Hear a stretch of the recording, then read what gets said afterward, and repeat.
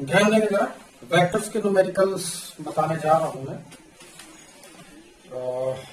जैसा कि पहले भी मैंने न्यूमेरिकल कराए हैं तो मैंने मुंह से ही बोल के कराया है, क्योंकि भैया देखो इतना टेक्निकल चीजें तो हमें आती नहीं कि इसी पे ही वीडियो पर ही उसे प्रिंट कर दें। ठीक है, तो जैसा भी अब देख लो भैया, वेक्टर्स के न्यूमेरिकल है। क्वेश्चन नंबर 1 पे जरा ध्यान देंगे। A particle has an initial velocity, तो किसी पार्टिकल की इनिशियल वेलोसिटी है, ये कोई पार्टिकल है शायद ऐसे चल रहा है, अभी आगे क्वेश्चन देखने में पता लगेगा। और जो इसकी इनिशियल वेलोसिटी है u, वो है 3i प्लस 4j, राइट। और जो इसके इस बॉडी के ऊपर जो एक्सीलरेशन अप्लाई हो रहा है वो है 0.4i प्लस 0.3j। तो पूछ रहे हैं इट्स स्पीड आफ्टर 10 सेकेंड, यानी after time t is equal to 10 second इसकी जो फाइनल वेलोसिटी होगी वो कितनी होगी, ये पूछ रहा है। ठीक है, तो बताएं। फर्स्ट इक्वेशन ऑफ मोशन से मेरे ख्याल से काम हो जाना चाहिए। v is equal to u plus a t, right. तो फाइनल वेलोसिटी आपको फाइंड करनी है। इनिशियल वेलोसिटी है आपकी 3i plus 4j plus a है आपका 0.4i plus 0.3j into t 10 second, यानी ये हो गया आपका 3i plus 4j plus 4i plus 3j। ये इसको मल्टीप्लाई करके ये आंसर आ रहा है। ठीक है, तो टोटल हो गया 4 और 3 7i प्लस 7j। तो ये फाइनल स्पीड है इतने, फाइनल वेलोसिटी है इतने मीटर पर सेकेंड। और चूंकि इसने स्पीड कहा है, स्पीड का मतलब वेलोसिटी का मैग्नीट्यूड, तो जो वेलोसिटी का मैग्नीट्यूड होगा, किसी भी वेक्टर का मैग्नीट्यूड आपको याद होगा। अगर ये कोई वेक्टर है, vector a is equal to a1i plus a2j plus a3k, तो इसका जो मैग्नीट्यूड है ये, यानी कि इसकी लेंथ, राइट, तो वो होगा मैग्नीट्यूड। किसी भी वेक्टर के मैग्नीट्यूड को या तो ऐसे रिप्रेजेंट करेंगे या सिंपली आप ऐसे रिप्रेजेंट कर लीजिए, is equal to under root i j और के कोफिशिएंट के स्क्वायर को सम करना है आपको, a1 square plus a2 square plus a3 square का होल अंडर रूट, राइट। तो यही चीज आपको यहाँ पर भी करनी है। Under root 7 square plus 7 square, that is आ गया 7 under root 2 metre per second. तो ये इस वेलोसिटी का मैग्नीट्यूड है। इसका मतलब वेलोसिटी के मैग्नीट्यूड को ये आप क्या बोल रहे हो, स्पीड बोलते हैं। ठीक है, नेक्स्ट क्वेश्चन पे आएंगे। क्वेश्चन नंबर 2, ये कह रहे हैं एक ही फिगर बना रखा है। मैं ये क्वेश्चन के साथ ही ये फिगर, तो मैं पहले फिगर ही बना लूंगी। एक्स वाई, ये है वेक्टर p, ये है वेक्टर q, वेक्टर p, ये पॉइंट p है और ये vector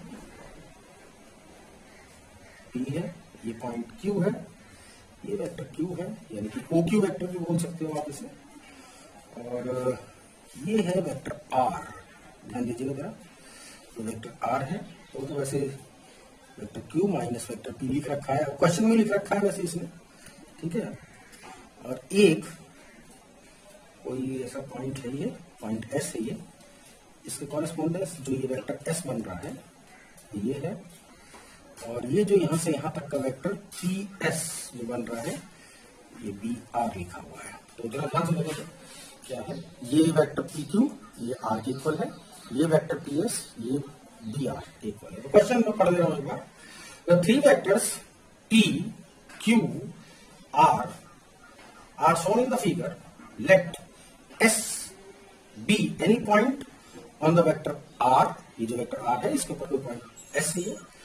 The displacement between the point p and s is dr, b constant है, r वेक्टर है।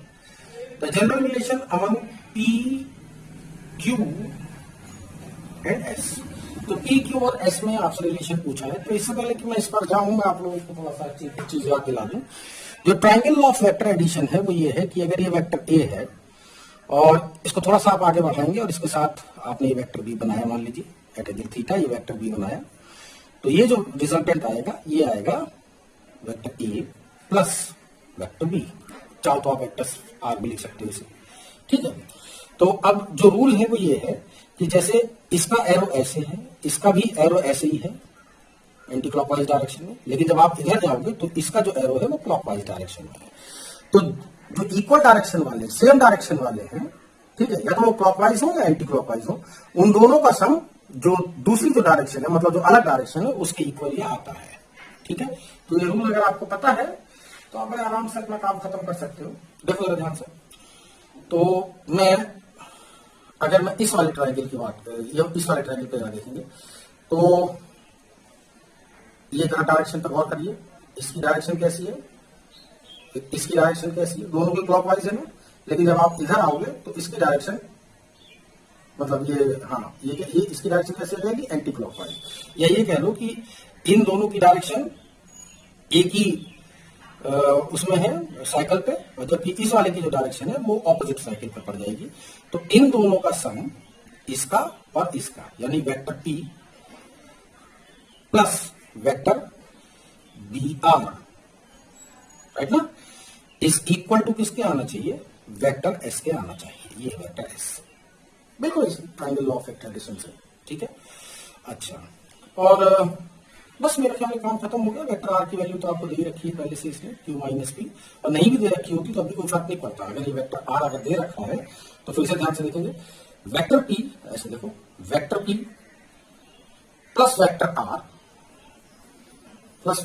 आर किसके इक्वल आता है, इस ऑपोजिट वाले के, यानी कि वेक्टर क्यू के आता ना। तो vector are is equal to किसके होता है, vector Q minus vector P. ये अपने आप आता ही आता, वैसे इसे क्वेश्चन में लिख दिया है वो अलग बात है, लेकिन ये आना ही आना चाहिए, ठीक। तो आर की जो वैल्यू है वो यहां पर पुट कर लीजिए। तो vector S is equal to vector P plus B into Q minus P, ठीक है। बात समझ में आ गई ना।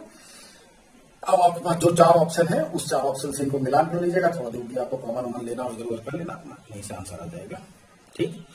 नेक्स्ट क्वेश्चन तक भी हमारे, तो जो नेक्स्ट क्वेश्चन है, क्वेश्चन नंबर 3 पर जरा गौर करेंगे आप लोग।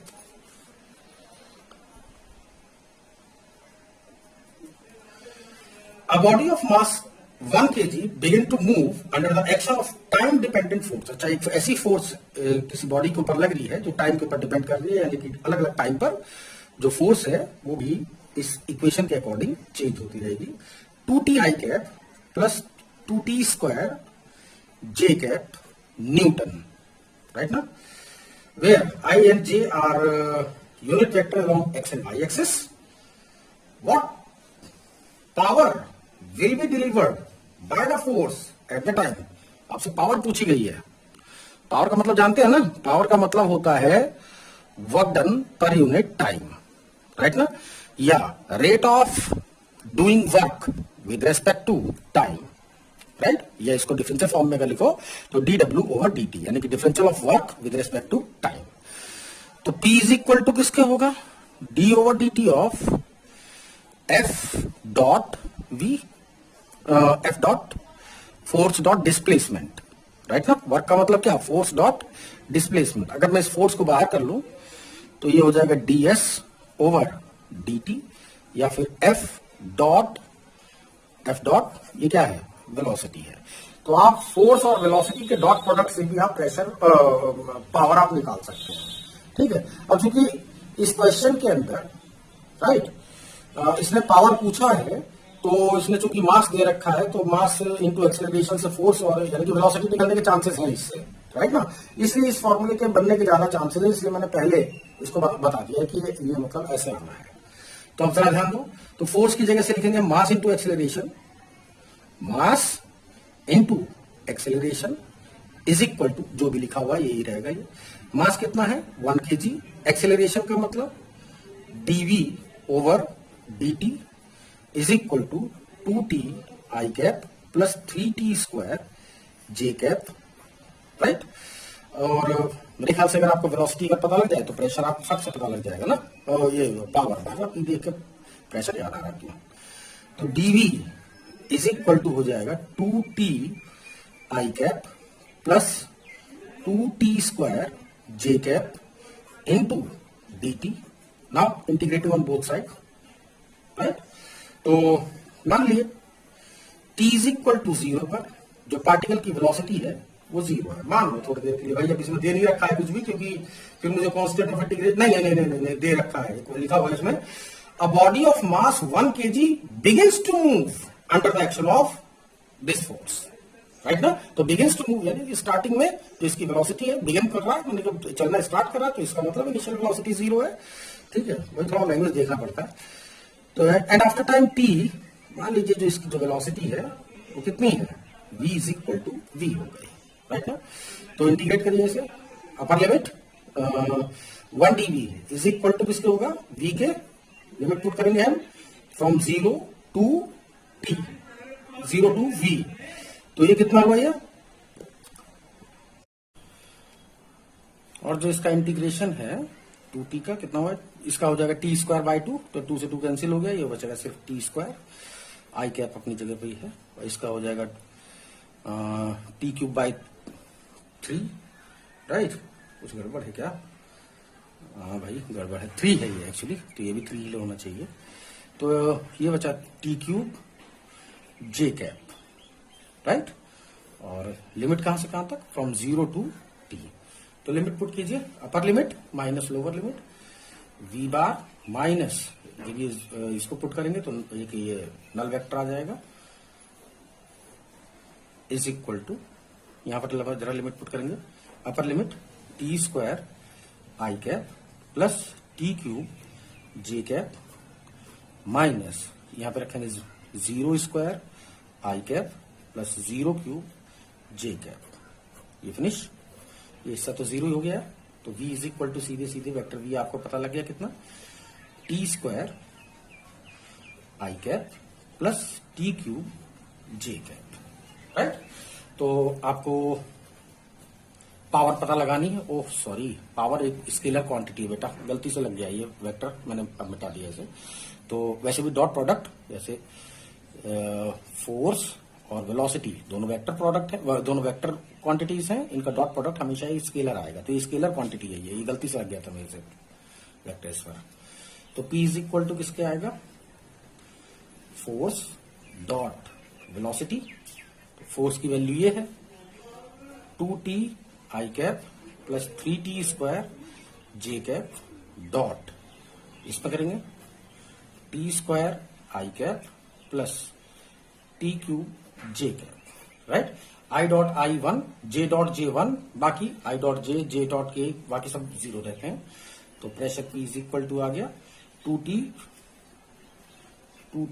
3, और इसका इसमें कर लीजिए plus 3t raise to power 5, right, watt, ठीक है। तो जो भी ऑप्शन हो इसे टिक कर लीजिएगा। वैसे इतना देर नहीं लगता है इन सबको करने में, लेकिन अब चूंकि तुम लोग धीरे धीरे पढ़ाया जा रहा है, ये सब बमुश्किल 1-1 मिनट के क्वेश्चन है ये, जब आप प्रैक्टिस कर लेंगे तो अब ये क्वेश्चन जो है बहुत जल्दी सॉल्व होने वाली चीजें हैं, ये कोई इतना टाइम लेने वाली चीजें नहीं है, टाइम कंज्यूमिंग क्वेश्चंस नहीं होते हैं, ठीक है। तो ध्यान देंगे नेक्स्ट क्वेश्चन पे, if the magnitude of sum of two vectors is equal to the magnitude of difference of two vectors, अच्छा, the angle between these two vectors must be, जरा ध्यान से देखेंगे, ये कह रहे हैं कि दो मेरे पास वेक्टर्स है, एक वेक्टर ए है और ये वेक्टर बी है, मान लीजिए थोड़ी देर के लिए, इन दोनों का जो सम है, parallelogram law of vector addition से इन दोनों का जो सम आएगा वो ये आएगा, vector A plus vector B, right. और अगर इनको सब्ट्रैक्ट करना हो तो अगर मैं बी की डायरेक्शन को अगर मैं उल्टा कर दूं तो ये हो जाएगा माइनस बी, राइट। अब जो रिजल्टेंट आएगा वो ये आएगा, राइट ना। अब क्या आएगा, वेक्टर ए माइनस वेक्टर बी, वेक्टर ए माइनस वेक्टर बी। ये कह रहे हैं कि दो वेक्टर्स का जो सम है उसका जो भी मैग्नीट्यूड है, यानी कि vector A plus vector B का मैग्नीट्यूड इज इक्वल टू होगा इनके डिफरेंस के मैग्नीट्यूड। तो इनका डिफरेंस क्या है, वेक्टर ए माइनस वेक्टर बी, तो वेक्टर ए माइनस वेक्टर बी क्या मैग्नीट्यूड, यानी इन दोनों का जो मैग्नीट्यूड है वो सेम है। बात समझ में आ गई। मान लीजिए इन दोनों के बीच का एंगल थीटा है, वेक्टर ए और वेक्टर बी के बीच का एंगल थीटा है, वही इन्होंने पूछा है। तो मैग्नीट्यूड कैसे निकालेंगे आप, किसी भी रिजल्टेंट का मैग्नीट्यूड कैसे निकलता है? Under root A square plus B square plus twice A B cos angle between them, ये है थीटा, राइट ना? अच्छा, इसका जो मैग्नीट्यूड निकलेगा वो कैसे निकलेगा? A square plus B square plus 2 AB cos, ये कितना है? 180 minus theta, 180 minus theta, right ना? कॉस 180 माइनस थीटा की जो वैल्यू है वो होगी माइनस कॉस थीटा हो जाएगी। तो ये तो खैर अंडर रूट से अंडर रूट कैंसिल ही हो रहा है। ये आपका ए स्क्वायर से ए स्क्वायर कैंसिल हो गया, बी स्क्वायर से बी स्क्वायर कैंसिल हो गया, और ये आ गया 2AB cos theta is equal to minus 2AB cos theta, right? इसको इधर ले जाए तो ये हो जाएगा 4AB cos theta is equal to 0। इसका मतलब हो गया cos theta is equal to 0। 0 किसकी वैल्यू होती है? कॉस 90 की। इसका मतलब थीटा इज इक्वल टू किसके है? 90 डिग्री के। यानी अगर दो वेक्टर्स, वेक्टर ए और वेक्टर बी, अगर 90 डिग्री के एंगल पर अगर एक्ट कर रहे हो तो जो इनका रिजल्टेंट आएगा vector A plus vector B, वही आंसर इसके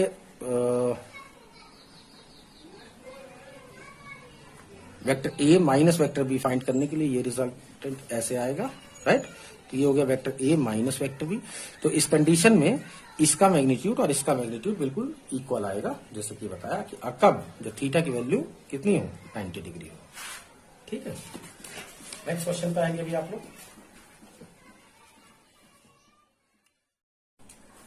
क्वेश्चन नंबर 5 पे जरा ध्यान देंगे आप लोग। अ particle moves so that its position vector is given bye r is equal to cos omega t I cap plus sin omega t j cap। वैसे देखो, where omega is a constant, which of the following is true? पहला है velocity and acceleration both are parallel to vector r। खैर मैं तीन option भी थोड़ी देर में पढ़ूंगा। सबसे पहले मैं जरा इस इक्वेशन के बारे में कुछ बता दूं आपको। ये एक्चुअली एक सर्कल की इक्वेशन है। ये सर्कल की पैरामीट्रिक इक्वेशन है ये, राइट?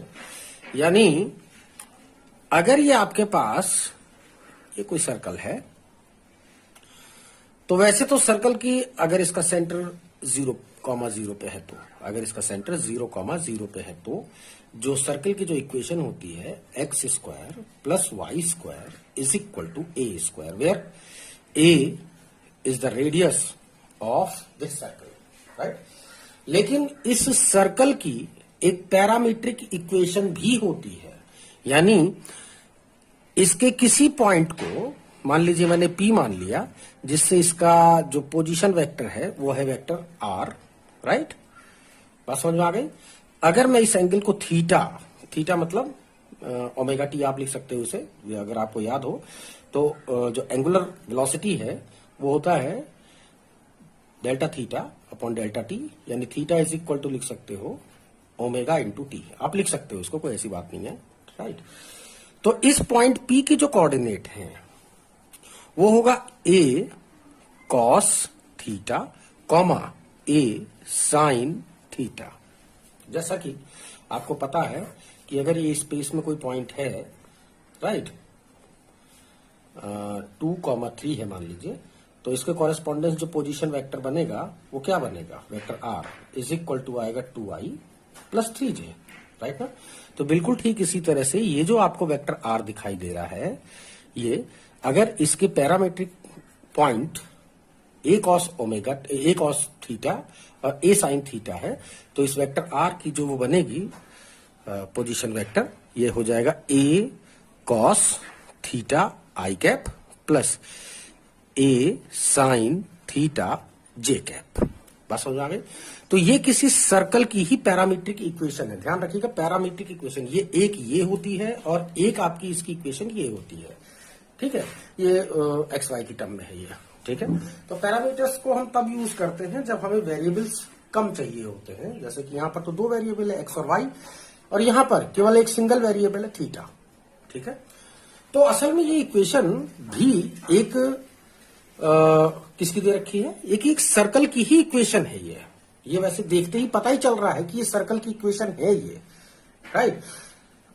तो जो सर्कल की जो इक्वेशन होती है, अगर वो मैं एक काम और करता हूं आपको, इसी के साथ साथ ही मैं एक इलिप्स की भी इक्वेशन आपको बता दूं। जैसे इलिप्स की जो इक्वेशन होती है वो होती है X square upon A square plus Y square upon B square is equal to 1 होता है, ठीक है। इसी तरह से इसका भी अपना एक पैरामीटर होता है, वो होता है आपका ए कॉस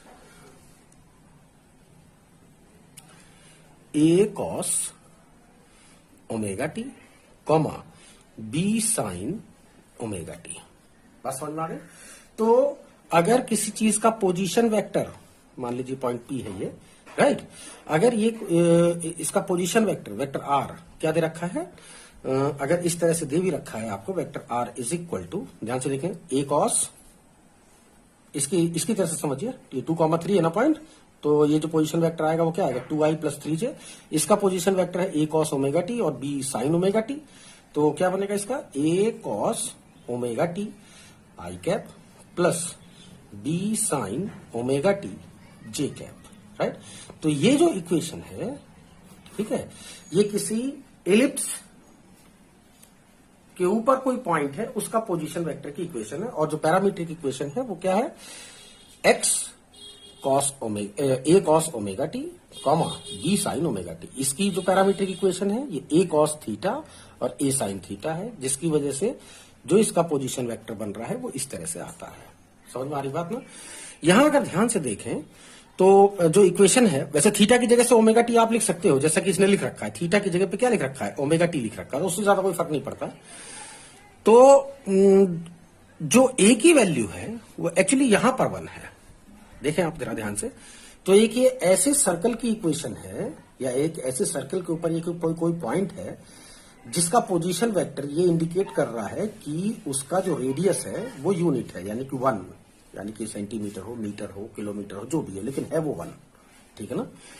तो अगर किसी भी सर्कल, अब अगर जैसे मैंने बता दिया कि ये सर्कुलर पाथ पर है ये, तो सर्कुलर पाथ की अब आपको तुरंत आपको सब कुछ पता लग गया होगा कि जैसे सर्कुलर पाथ है ये, तो मान लीजिए सर्कुलर पाथ पे चल रहा है, ठीक। तो इस पॉइंट पर वेलोसिटी ऐसे होगी, acceleration toward the centre of the path होगा, राइट ना। रेडियस वेक्टर वो ऐसे है ही जैसा आपको दिख रहा है ये, है ना। तो जो एक्सेलरेशन है उसमें कौन सा एक्सेलरेशन लगता है, सेंट्रीपिटल एक्सेलरेशन, यानी कि toward the centre of the path होता ही है। यानी आप इसको देखते ही ये 4 ऑप्शन जो आपको दे रखे हैं उनमें से आप एक ऑप्शन पे आंख बंद करके टिक लगा सकते हो। देखो जरा, पहला जो दे रखा है, मैं फिर से पढ़ दे रहा हूं, a particle moves so that its position vector is given by this vector where omega is constant, which of the following is true. First है इसमें, which velocity and acceleration both are perpendicular to r. तो क्या velocity और acceleration क्या एक दूसरे के perpendicular है? हाँ है, बिल्कुल है। पहला ऑप्शन एकदम सही लग रहा है देखने में।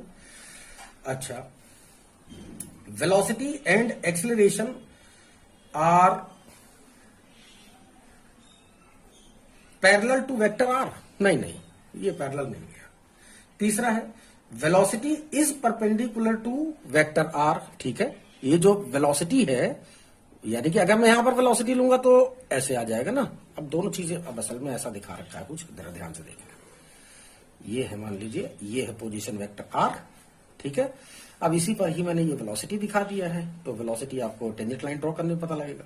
और जो सेंटीपिटल एक्सेलरेशन है वो toward the centre of the path लगता है, ठीक है ना। तो ये है velocity is perpendicular to vector R, ठीक है। तो वेलोसिटी वेक्टर आर के परपेंडिकुलर है, कोई दिक्कत नहीं है। And acceleration is directed towards the centre. हाँ, बिल्कुल सही है। ये ऑप्शन फर्स्ट ऑप्शन से ज्यादा इफेक्टिव है, तो आप इसी पे टिक लगाइए। लास्ट जो दे रखा है, velocity is perpendicular to vector R, ठीक है, वेलोसिटी वेक्टर आर के परपेंडिकुलर है। And acceleration is directed away from the origin, तो ओरिजिन से बाहर की तरफ, इधर की तरफ कह रहा है एक्सेलरेशन। ना, ऐसा नहीं आएगा, ठीक है। तो ये तो इसको देख के ही आपको पता लग गया कि इन तीनों में से कौन सा ऑप्शन आपको टिक करना चाहिए, ठीक है। लेकिन फिर भी जो जैसे बायो के भी बच्चे हैं, वैसे भी नीट का क्वेश्चन है, तो बायो के जो बच्चे होते हैं वो ज्यादातर उनकी मैथ थोड़ी गड़बड़ी होती है, ठीक है। तो कोई दिक्कत नहीं है, फिर आप अपना जो जनरल बात जो आप लोग जानते हो उसी तरह से सॉल्व करो, अपने आप वो आंसर देगा ही। तो यहां से वेलोसिटी निकाल लीजिए। वेलोसिटी कितनी आएगी? Vector v is equal to dv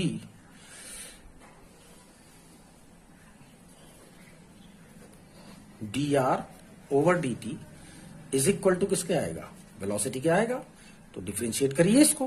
cos का क्या होगा? माइनस साइन ओमेगा टी, और ओमेगा टी का दोबारा से करेंगे तो इनटू ओमेगा और आएगा, तो वो मैं स्टार्टिंग में लिख दे रहा हूं, ओमेगा इनटू आई कैप। जगह ही नहीं है, मुझे लगता है कि पेज मुझे चेंज करना चाहिए। ये है vector are is equal to cos omega T I cap plus sine omega T J cap, right. तो आपको वेलोसिटी फाइंड करना है, तो इसका मतलब इसको डिफरेंशिएट करना पड़ेगा विद रिस्पेक्ट टू टाइम। तो इसको डिफरेंशिएट करेंगे, आ जाएगा माइनस साइन ओमेगा टी। इस साइन ओमेगा टी का दोबारा से करेंगे तो इंटू ओमेगा और आएगा, इंटू आई कैप, प्लस साइन का कितना होगा?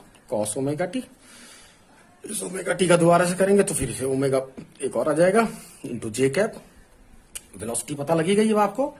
तो अब हम देख लेते हैं कि वेलोसिटी, ठीक है, अभी आ गया वेलोसिटी। और ये है आपका, अगर मैं यहां से अगर ओमेगा कॉमन ले लूं तो कितना बन जाएगा ये? अच्छा रुक जाइए, मत लीजिए, पहले एक्सेलरेशन निकाल लीजिए। Dv over dt is equal to किसके आया ये? साइन को डिफरेंशिएट करिए, कितना हो जाएगा? Minus omega square cos omega T I cap plus, right, plus sine omega t का कितना होगा? सॉरी, इसका omega square cos sine omega t into j cap, ठीक है। कॉस का माइनस हो गई है, तो माइनस आप इसमें से कॉमन ले लीजिए। एक्सेलरेशन आ रहा है आपका माइनस ओमेगा स्क्वायर, ध्यान दीजिएगा, cos omega T I cap minus ये भी प्लस हो गया, साइन ओमेगा टी जे कैप। और अगर आप ध्यान से देखें तो ये वेक्टर आर है, तो vector are is equal to किसके है? Vector are is equal to किसके है? Minus omega square vector r, right. Vector r की value cos omega T I cap plus sine omega T J cap. तो यहां से आपको ये पता लग रहा है, जरा ध्यान से देखें, इस वेक्टर को इस एक स्केलर से मान लीजिए मल्टीप्लाई किया हमने, तो रिजल्टेंट क्या आ रहा है?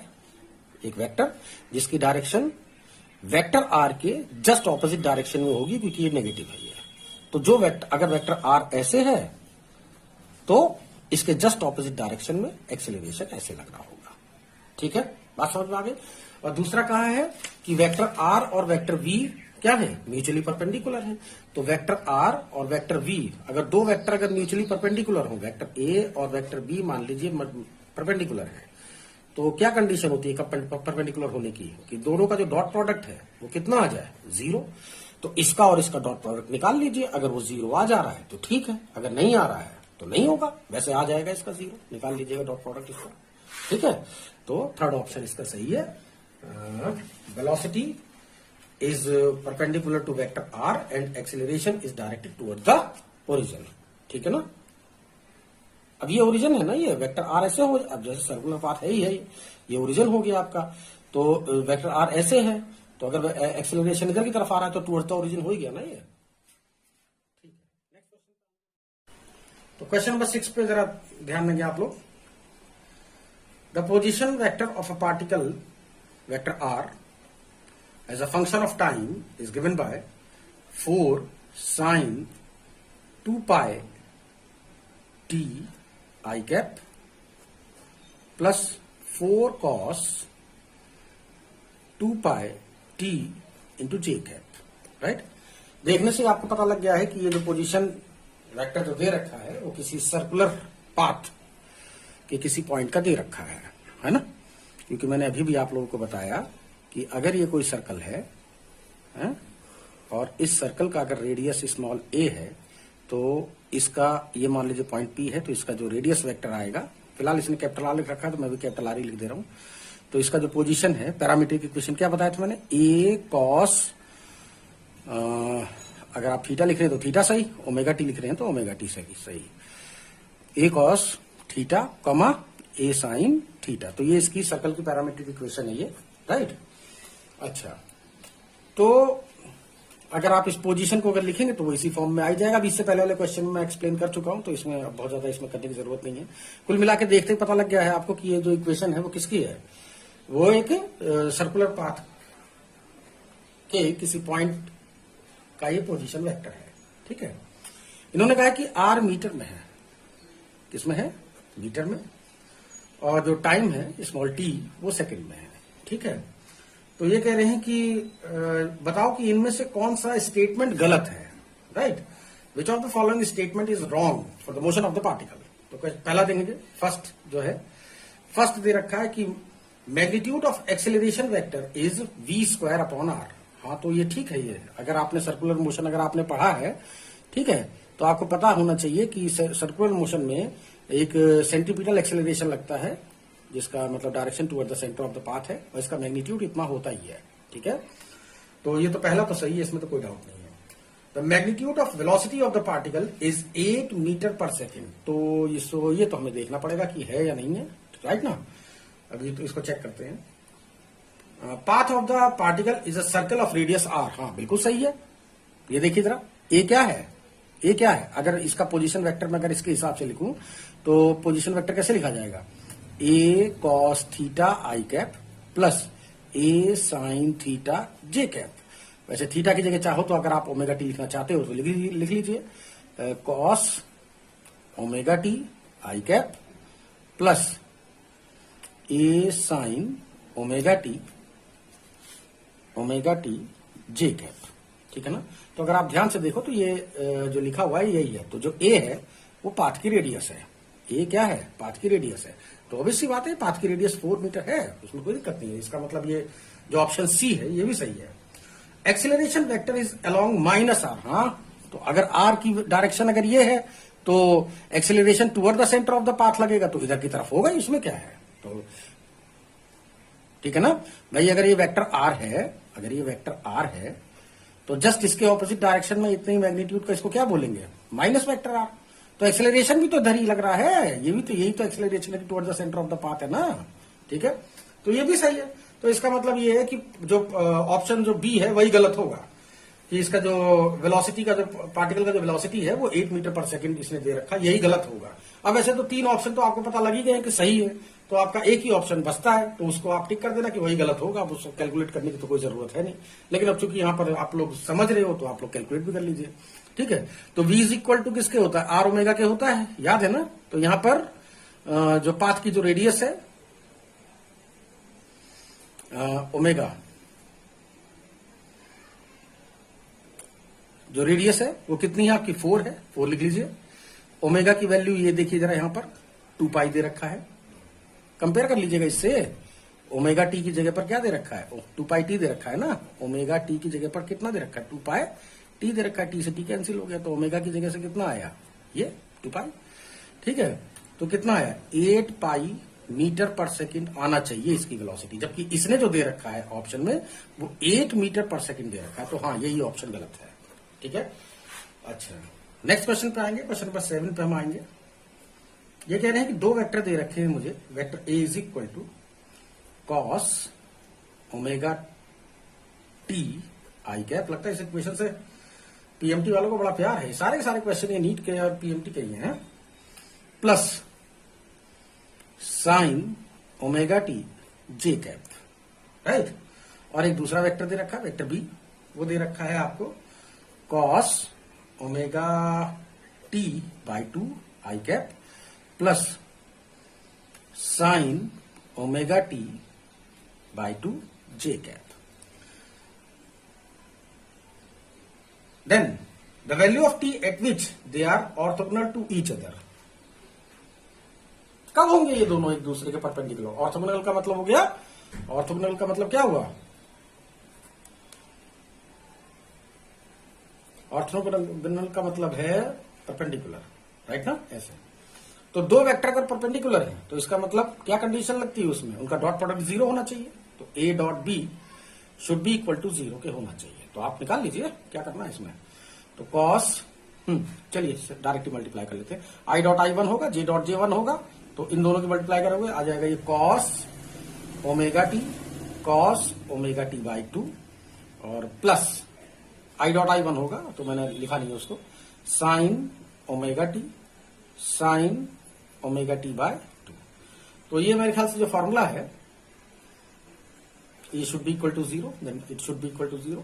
तो ये किस चीज का cos A cos B plus sine A sine B, यानी कि ये जो फॉर्मूला है ये कॉस ए माइनस बी का है, यानी cos omega T minus cos omega T by 2 is equal to किसके है, 0 के। 0 किसकी वैल्यू होती है, कॉस 90 की वैल्यू होती है, राइट ना। ये कितना आ गया, तो एक में से आधा गया, आधा ही बचा, यानी कि cos omega T by 2 is equal to किसके आ गया, कॉस 90 के। तो इसका मतलब ये हो गया omega T by 2 is equal to हो गया 90 डिग्री, या पाई बाई 2 लिख लीजिए, पता नहीं ऑप्शन में क्या दे रखा है, हाँ पाई की टर्म में दे रखा है तो आप भी पाई लिख लीजिए, ठीक है। ये भी पाई बाई 2 लिख लीजिए, ये भी पाई बाई 2 लिख लीजिए, ठीक। तो टी ये 2 से 2 कैंसिल ही हो गया, तो टी इज इक्वल टू किसके है, पाई बाय ओमेगा। कोई ऑप्शन दे रखा होगा आपको जरूर, जो ऐसा होगा उसी पर टिक लगाना है आपको, ठीक है। इसमें है बी ऑप्शन दे रखा है, तो आप बी को आप टिक कर लीजिएगा। ये भी पीएमटी का ही क्वेश्चन है, ठीक है। नेक्स्ट क्वेश्चन पर भी हम लोग आएंगे।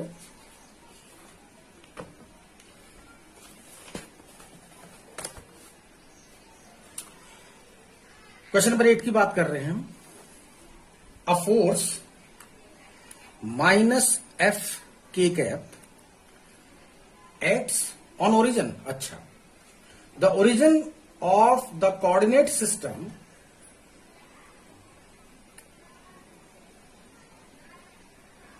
फिर से पढ़ दे रहा हूं मैं।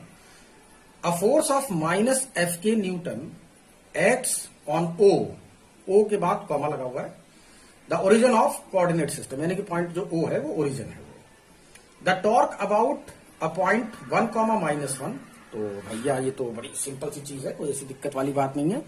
ध्यान से देखेंगे, अगर ये कोई पॉइंट फिक्स और ये कोई बॉडी है और इस बॉडी के मैंने इस पॉइंट को फिक्स कर दिया, तो ये आपका रोटेशनल एक्सिस हो गया। हालांकि मैं ये सब बता चुका हूं, जब मैं वेक्टर्स पढ़ा रहा था तो थ्योरी की क्लास में मैंने ये सब बातें बता दी थी, लेकिन फिर भी मैं एक बार याद दिला दे रहा हूं, ठीक है। तो ये हो गया इसका रोटेशनल एक्सिस। अगर इसको इस रोटेशनल एक्सिस, अगर ये ओरिजिन है, अगर ये ओरिजिन है यानी कि 0,0,0 है और इसके किसी अदर पॉइंट पी पर हमने ये फोर्स अप्लाई करी, जिसका ये पोजीशन वेक्टर है, वेक्टर आर, राइट ना। तो इस पोजीशन वेक्टर जिसका कोऑर्डिनेट है a, b, c, यानी कि जो वेक्टर आर है वो कितना आएगा, a i plus b j plus c k, right.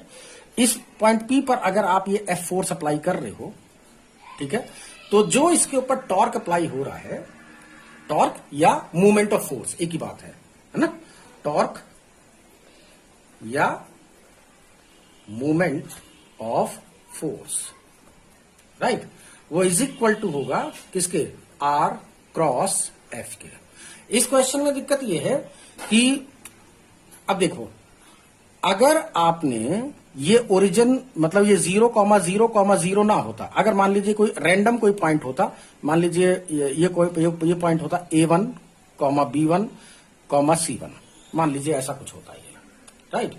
तो उस केस में जो पोजीशन वेक्टर है, मैं फिर से आपको बता दे रहा हूं, ये देखिए मैं पहले बता चुका हूं लेकिन फिर भी बता दे रहा हूं।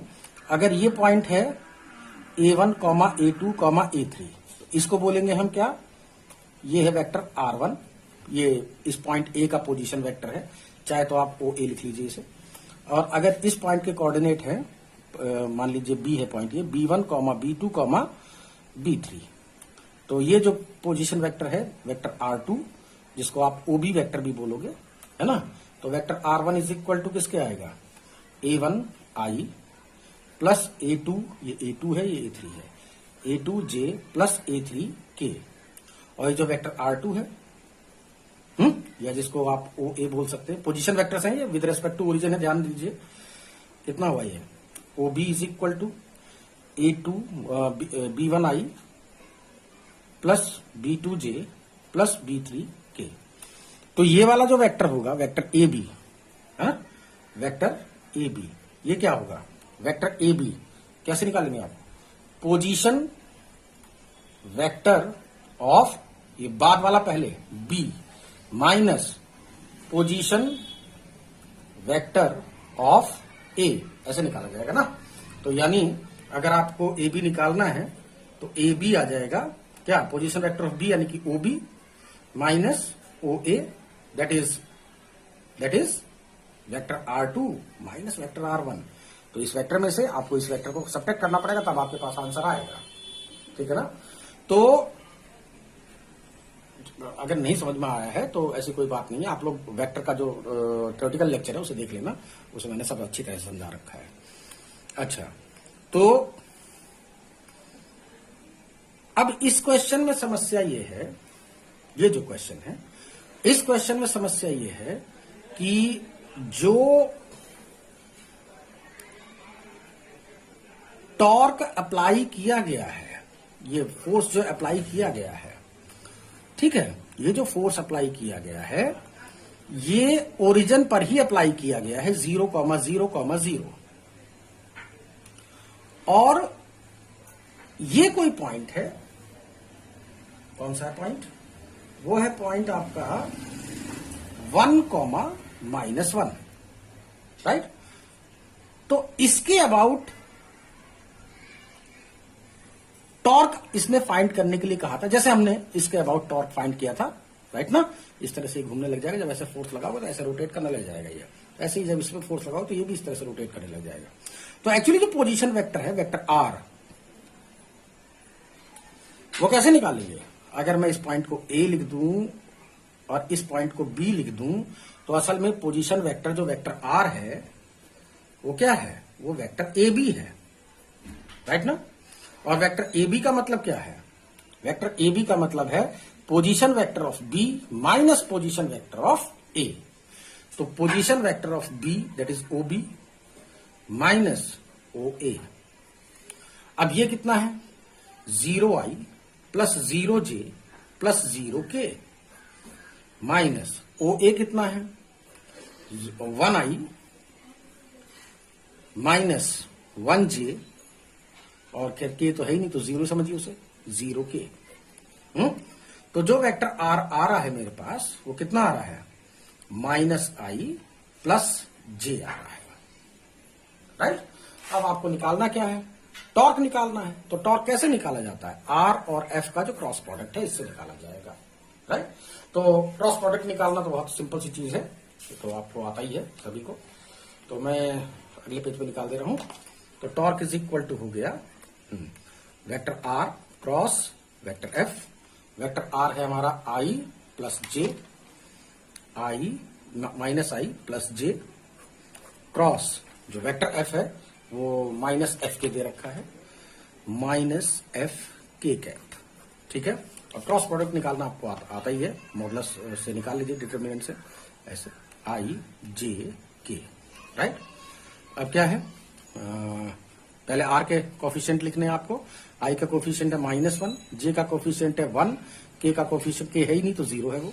इसमें आई का कोफिशिएंट फोर्स में पहले आर के कंपोनेंट लिखने, उसके बाद एफ का। तो एफ आपका ये है, तो कितना आया? ये हो गया 0 और ये भी 0, के, हाँ के की जगह आ गया माइनस एफ, राइट ना। अब आपको इसे सॉल्व करना आना चाहिए। वैसे मैं सिखा चुका हूं पहले, लेकिन फिर भी चलो एक बार मैं फिर से देख ले रहा हूं। ये पॉजिटिव, ये नेगेटिव, ये पॉजिटिव। तो आई पहले इसको और इसको सब ढक लीजिए, ये 4 एलिमेंट बचेंगे। पहले आपको ऐसे मल्टीप्लाई करना है, उसके बाद माइनस करके ऐसे मल्टीप्लाई करना है, ठीक है। तो पहले देखो ये 4 एलिमेंट बचेंगे, एक ये और ये खत्म, ठीक है। तो ये 4 एलिमेंट बचे, तो पहले आप ऐसे मल्टीप्लाई करेंगे, है ना, माइनस एफ माइनस 0, फिर ये और ये खत्म, ये दोनों, ये प्रोसेस ना टूटे, पहले ऐसे फिर ऐसे। तो -1, ये माइनस जे है, ध्यान रखिएगा, माइनस जे इंटू इसकी इसमें मल्टीप्लाई कीजिए, कितना आया? एफ, इसमें मल्टीप्लाई करेंगे, कितना आएगा? 0, और उसके बाद प्लस के है, तो ये और ये खत्म। तो दिस क्रॉस दिस, यानी कि इसमें इसकी मल्टीप्लाई करेंगे 0, फिर इसकी इसमें करेंगे तो ये भी 0, ठीक है, तो ये आ गया। बस यही फाइनल आंसर है। और क्या टॉर्क निकालने के लिए कहा था, टॉर्क निकल गया। Minus F i minus F j, ये तो जीरो ही है, खैर माइनस एफ कॉमन ले लीजिए, आई प्लस जे, ये आंसर है। हालांकि किताब में इसमें मिसप्रिंट दे रखा है, इसमें जो आंसर दे रखा है वो एफ प्लस आई प्लस जे दे रखा है, तो ये नहीं आएगा, ये आएगा जो मैंने बताया आपको। ठीक है, इसके बाद क्वेश्चन नंबर 9 पे अभी हम लोग आएंगे।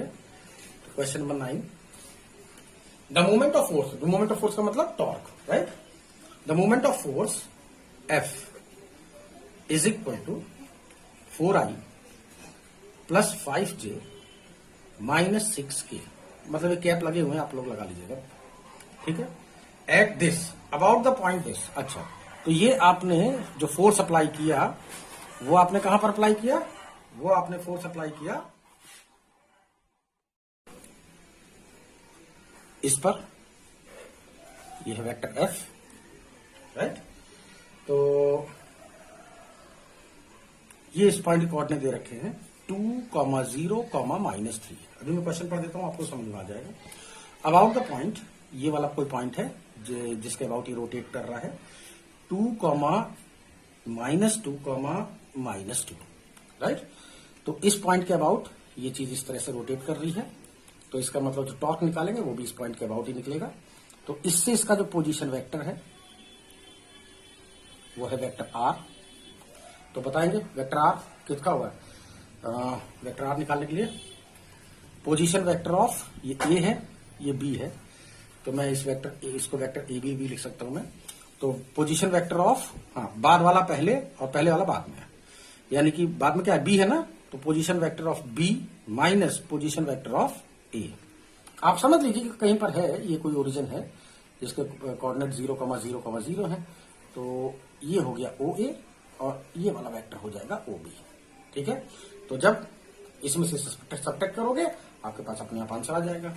तो ओ बी की वैल्यू कितनी है, 2i plus 0j minus 3k minus O A कितना है, माइनस नहीं लगाया, माइनस लग गया ये, 2i minus 2j minus 2k। Subtract कर लीजिए, यहां से जो भी आंसर आ रहा है उस वेक्टर आर को निकाल के, और उसके बाद टॉर्क निकालना बहुत आसान है। टॉर्क इज इक्वल टू होता है आर क्रॉस एफ से निकालेंगे आप टॉर्क, और इस प्रोसेस से निकालेंगे। जो भी आंसर है उसी पर टिक कर लीजिएगा। ठीक है, शायद इसका बी आंसर सही होगा, तो वो है आपका आंसर, मैं लिख दे रहा हूं -7i minus 4j minus 8k। ठीक है, तो वो अपने आप आ जाएगा ये, जब आप क्रॉस प्रोडक्ट निकालेंगे तब। नेक्स्ट क्वेश्चन देखेंगे जी आप लोग। जो अगला क्वेश्चन है वो ये है, द वाटर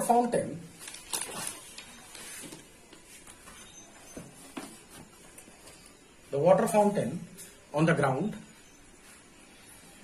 ठीक है भैया, एक फव्वारा टाइप का है कोई चीज। ठीक है, फव्वारे में खासियत होती है, फव्वारे की खासियत ये होती है कि फव्वारे का जो पानी जो निकलता है, इसमें से निकलता है जो पानी है, ठीक है, तो उसको मैक्सिमम रेंज तक पहुंचाना होता है। तो इसलिए पानी हमेशा 45 डिग्री के एंगल पर ही निकाला ही जाता है बाहर, ये रूल है। ये मान लीजिए इनिशियल वेलोसिटी यू है, हॉरिजॉन्टल से ये एंगल 45 डिग्री होना ही होना है, तभी ये सबसे दूर जाके गिरेगा। और जितने भी पार्टिकल हैं वो सब ऐसे ही, इतने ही एग्जैक्ट 45 डिग्री के एंगल चारों तरफ से, मतलब तो ये ऐसे गिर रहा है, ये ऐसे, उसके पीछे भी गिर रहा है, इसके इधर भी गिर रहा है, चारों तरफ गिर रहा है। ठीक है, तो ऑब्वियस सी बात है, ये आपका ये जो भी आ रहा है ये क्या है, ये आपको एक सेकंड पहले देख लूंगा। Water fountain on the ground, ओफो ग्राउंड पे है भैया, ये जो वाटर फाउंटेन है ये ग्राउंड पे है, ये यहाँ पे है, कहीं पे इस जगह पर है। तो 45 डिग्री के एंगल पर ऐसे, 45 डिग्री के एंगल पर ऐसे, 45 डिग्री के एंगल पे पीछे, 45 डिग्री के एंगल पे इधर, चारों तरफ से 45 डिग्री का एंगल है, ताकि ये सबसे ज्यादा दूर जाके गिरे। ठीक है, अच्छा, if the speed of the water coming out of the fountain is v, तो इनिशियल वेलोसिटी कितनी है, v है। द टोटल एरिया, तो भैया देखो ये रहा टोटल एरिया, है ना। तो अगर आप ध्यान से देखो तो जो पानी जब गिरेगा, यहाँ पे मेरा हाथ पे जरा ध्यान दो, पानी मान लीजिए यहाँ से गिर रहा है, तो ये ऐसे गया, ऐसे गया, ऐसे गया, ऐसे गया, ऐसे गया, तो क्या बना रहा है, चारों तरफ एक सर्कल बना रहा है। तो सर्कल का एरिया कितना होता है, पाई r स्क्वायर। कितना होता है सर्कल का एरिया, पाई आर स्क्वायर। और आर क्या है, आर क्या है, यहां से यहां तक की ये मैक्सिमम रेंज है ना। तो यानी कि पाई आर मैक्सिमम स्क्वायर आएगा ये टोटल एरिया कवर कर रहा है। आर मैक्सिमम की वैल्यू आपको अच्छी तरह से पता है, यू स्क्वायर अपॉन जी होती है। कितनी होती है, यू स्क्वायर अपॉन जी। तो बस इसी में से जो आंसर, यू नहीं है ये एक्चुअली वी है, तो आप भी लिख लीजिए। तो जो भी ऑप्शन ये वाला होगा उसी पर टिक लगा दीजिएगा, ठीक है। आपका जो क्वेश्चन है वो सही हो जाएगा वो, ठीक है। अच्छा आर स्क्वायर है ना, तो ये इसका भी तो स्क्वायर करिए भैया, तो स्क्वायर हो जाएगा, तो ये pi v raise to power 4 upon g square, ये है आंसर, ठीक है। अच्छा इसके बाद नेक्स्ट क्वेश्चन पे आएंगे। ये क्वेश्चन नंबर आपका 10 था शायद ये। इसके बाद आएंगे आप क्वेश्चन नंबर 11 पे। और क्वेश्चन नंबर जो 11 है, ध्यान देंगे, क्वेश्चन नंबर 11, राइट। ये कह रहे हैं particle is moving such that its position coordinate x, y are 2, 3 at t is equal to 0, 6, 7 at t is equal to 2 seconds, and 13, 14 metre, मतलब ये सब मीटर में ही है, 2 metre, 3 metre, 6 metre, 7 metre, 13 metre, 14 metre, at t is equal to 5 second, ठीक है। ये भी पीएमटी का ही क्वेश्चन है, ठीक है।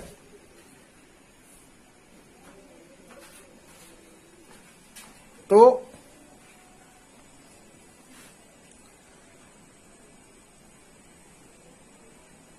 एवरेज वेलोसिटी वेक्टर पूछा है इसने, average velocity vector from T to T is equal to 0, मतलब एवरेज वेलोसिटी वेक्टर आपसे पूछा गया है from t is equal to 0 to t is equal to 5 second, ठीक है। तो ठीक है, आपको इतना कोई बहुत कठिन सवाल तो नहीं है ये, है ना।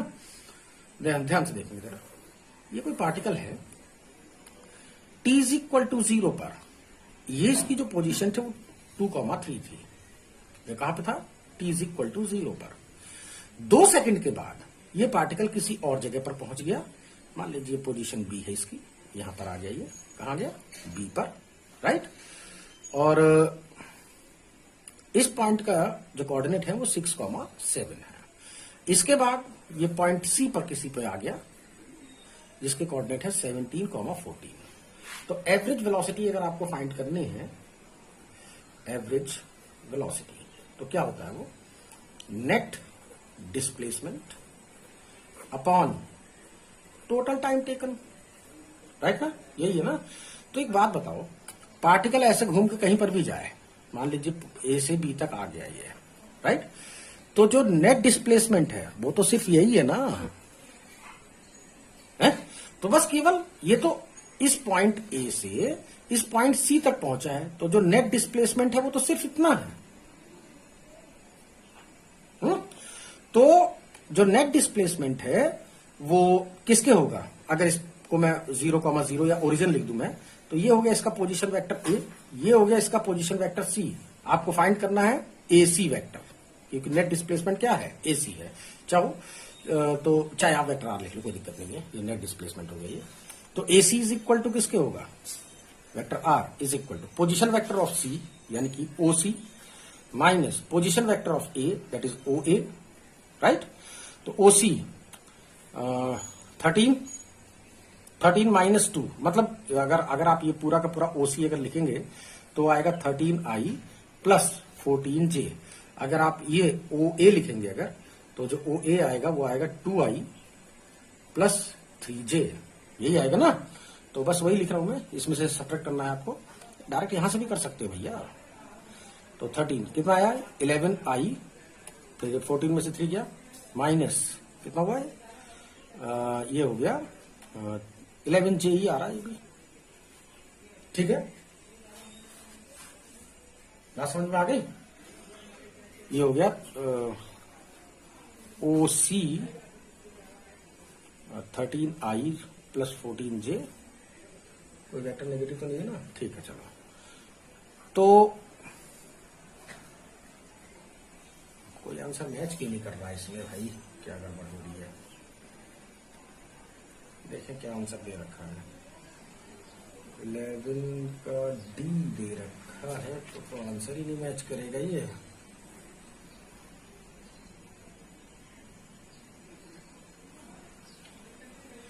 Position vector of C minus position vector of A, तो नेट डिस्प्लेसमेंट तो यही आ रहा है।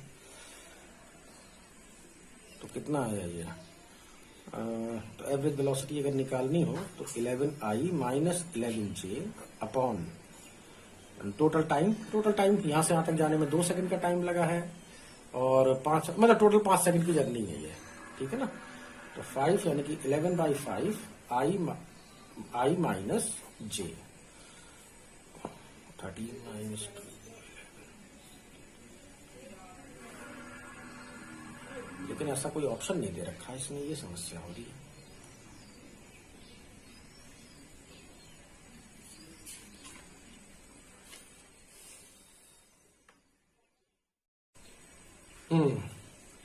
समझ में आ गई गलती क्या है। असल में जब आप इसमें से सब्ट्रैक्ट करोगे ना तो ये दोनों पॉजिटिव ही आएंगे बेटा, ये ठीक है। तो ये पॉजिटिव, ये आंसर आपका सही हो जाएगा, ठीक है ना। इसके बाद नेक्स्ट क्वेश्चन पे भी हम लोग आएंगे।